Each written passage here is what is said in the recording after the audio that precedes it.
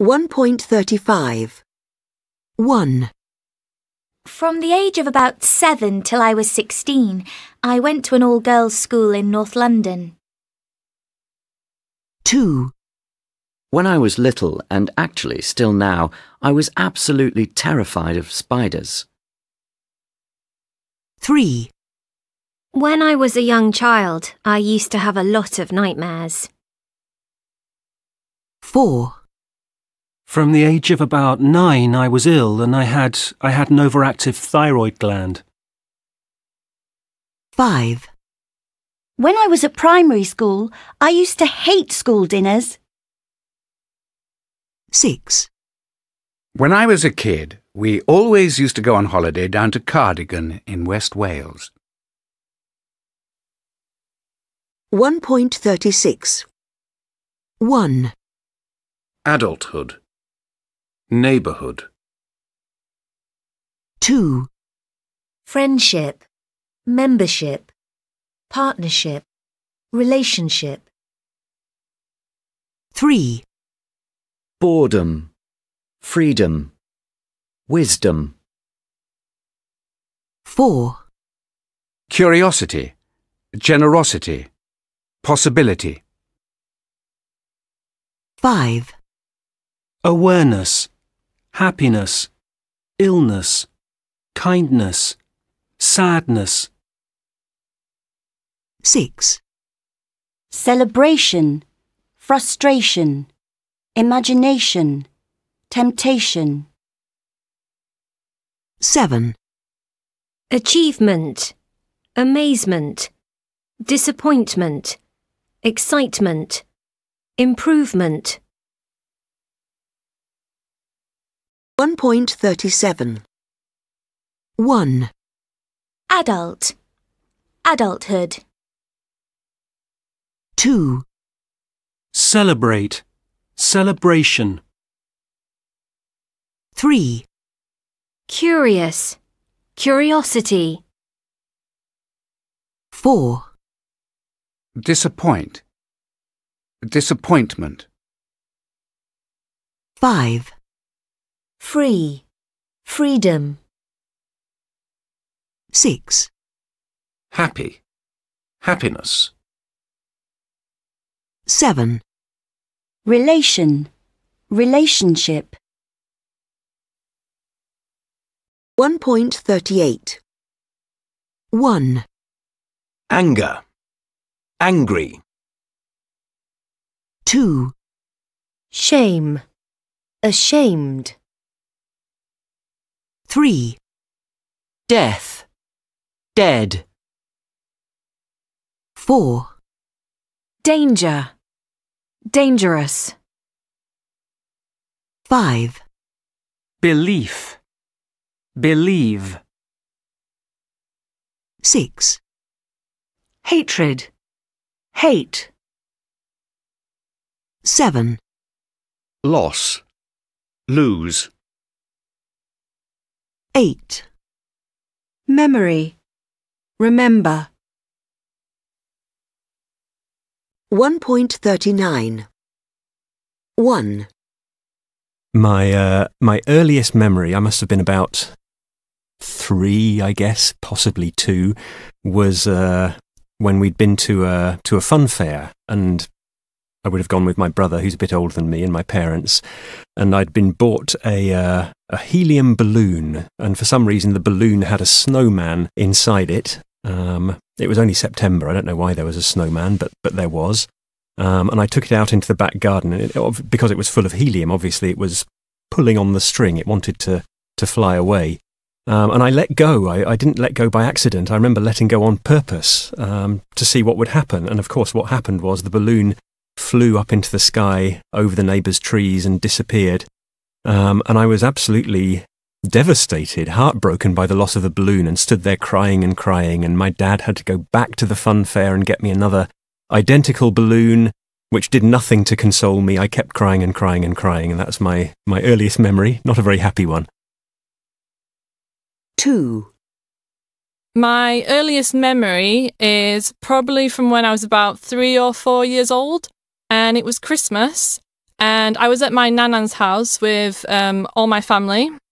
And my uncle was reading to me. He was reading The Little Mermaid, except that he was making it up. He wasn't actually reading the words in the book. He was just saying things like, Ariel went to buy some fish and chips and things like that. And that made me quite annoyed because I was at an age where I couldn't really read myself, but I knew that he was reading it wrong.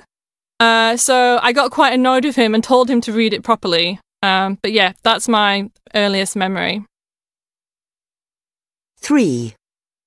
My earliest memory is from when I must have been nearly 3 and we were moving house. We moved to a block of flats and I remember arriving and it was dark and we'd had quite a long journey, and we arrived and we went in the door and we turned the lights on and nothing happened, and the whole flat was completely black and dark. No power, no electricity, no lights. And I thought this was fantastic. And we had a torch, and I was just running around the hall and the rooms, finding all these new rooms, all with a torch. And I imagined that it was always going to be like that we'd arrived in a house that wasn't going to have light, so I was always going to have to use a torch. And I thought that was going to be brilliant. My mother was in tears. Obviously, she was very stressed from the journey and arriving somewhere and having no power. But I was really, really excited by it. And the next day, when the power came on, I was really disappointed. 1.40. Are our first memories reliable, or are they always based on something people have told us? What age do most people's first memories come from? John Fisher has been reading a fascinating new book about memory by Professor Draisma called How Memory Shapes Our Past, and he's going to answer these questions for us and more. Hello, John. Hello. Let's start at the beginning then. At what age do first memories generally occur? Well, according to both past and present research, 80% of our first memories are of things which happened to us between the ages of 2 and 4. It's very unusual to remember anything that happened before that age. Why is that? There seem to be 2 main reasons, according to Professor Draisma. The first reason is that before the age of 2, children don't have a clear sense of themselves as individuals. They can't usually identify themselves in a photo. And you know how a very small child enjoys seeing himself in a mirror, but he doesn't actually realise that the person he can see is him.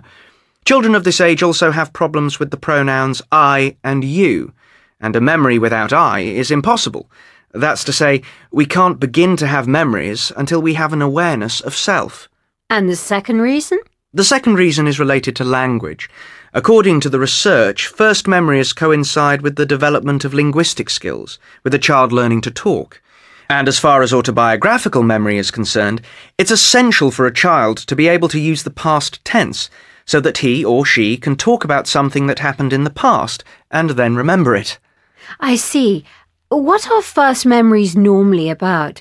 I mean, is it possible to generalise at all? Early memories seem to be related to strong emotions, such as happiness, unhappiness, pain, and surprise.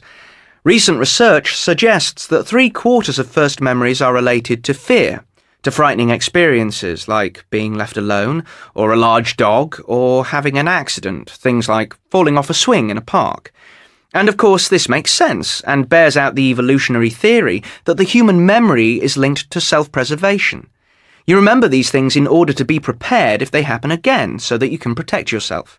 Are first memories only related to emotions, or are there any specific events that tend to become first memories?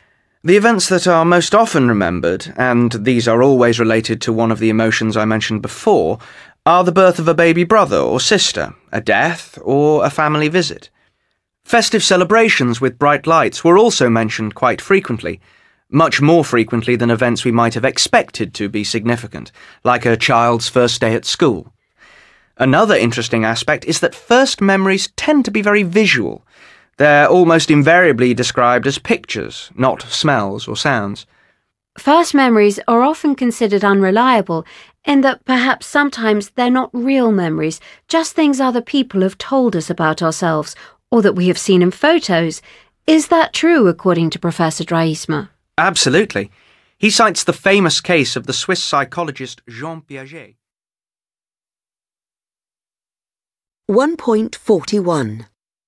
First memories are often considered unreliable in that perhaps sometimes they're not real memories, just things other people have told us about ourselves or that we have seen in photos. Is that true, according to Professor Draisma? Absolutely. He cites the famous case of the Swiss psychologist Jean Piaget. Piaget had always thought that his first memory was of sitting in his pram as a 1-year-old baby when a man tried to kidnap him. He remembered his nanny fighting the kidnapper to save him. The nanny was then given a watch as a reward by Jean's parents. But many years later, I think when Jean was 15, the parents received a letter from the nanny in which she returned the watch to them. The nanny, who was by now an old woman, confessed in the letter that she'd made up the whole story, and that was why she was returning the watch. Of course, Jean had heard the story told so many times that he was convinced that he'd remembered the whole incident.